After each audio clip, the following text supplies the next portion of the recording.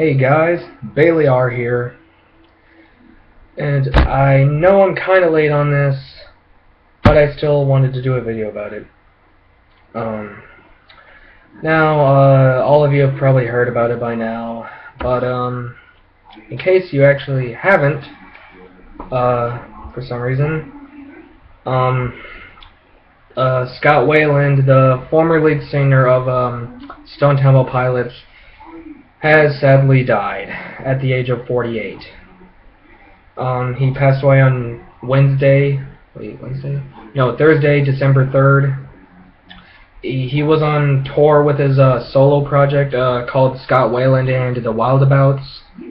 They were in Minnesota and they were about to do a show, and literally, I think it was right before the show started, the band's tour manager found Scott dead in their tour bus. And they also said they found cocaine in the bus. So, of course, a lot of people are thinking that he did die from drugs, which, if he did, it, to be honest, wouldn't be a surprise, because Scott has had trouble with drugs in the past. So, but either way, whatever he died from, whether if it was drugs or whatever, it's still sad. I mean, Scott Weiland was a really influential lead singer when it came to rock and grunge, and just the Stone Temple Pilots in general were a really popular and influential band in the 1990s. Not only in rock but also grunge. When you talk about grunge from the 90s, most people will talk about Nirvana, Alice in Chains, Soundgarden, Stone Temple Pilots. They'll talk about bands like that. Excuse me. And just and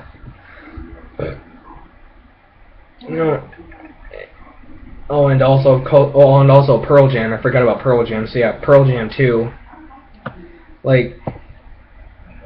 They were just a really influential band, and Scott as a vocalist, I know he really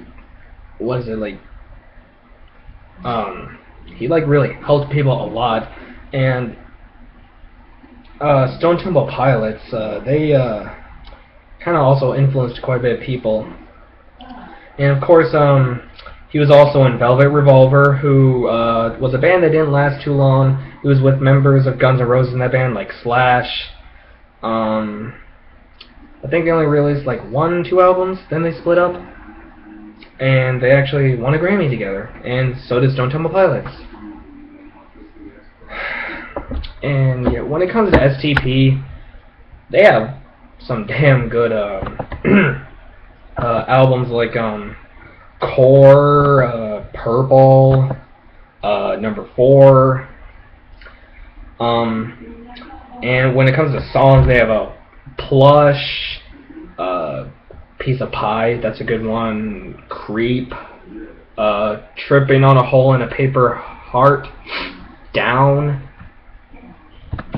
And probably my favorite STP song is probably Plush, to be honest, and Core is probably my favorite STP album in general. I just really like that album. I think it's one of the best grunge and rock debuts ever, to be honest, in my honest opinion.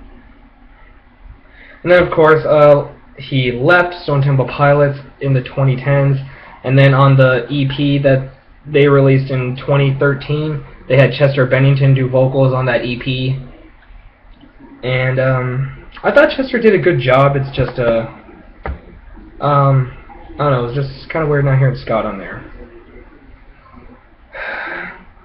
But yeah, and also his solo project, Scott Weiland and the Wildabouts, they released an album this year, which is fair to say it's going to be their last album ever. And I think it was also featured on an album by a band called Art of Anarchy or something. I don't remember, but yeah. And that was also earlier this year. But yeah, I just want to tell you guys this, even though, like I said, you all probably know about it. But I just wanted to make a video on it. So yeah, rest in peace, Scott Weiland. We miss you, man. And yet again, we've lost another influential musician in the rock and metal world. You know, it's never easy when it happens, and I don't like it when I have to make a video like this, but it's just how life is.